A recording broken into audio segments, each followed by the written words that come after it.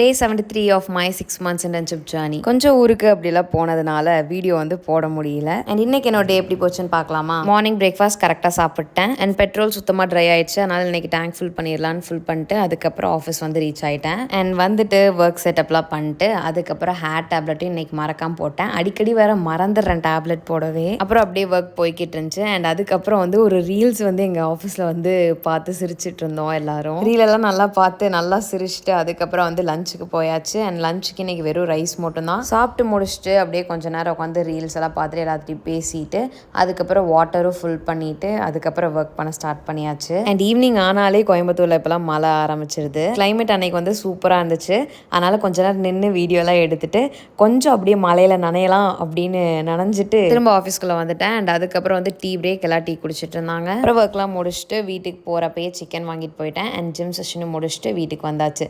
நாளை சந்திப்போம் காய்ஸ். கன்சிஸ்டண்ட்டாக இருங்க. பாய் பாய்.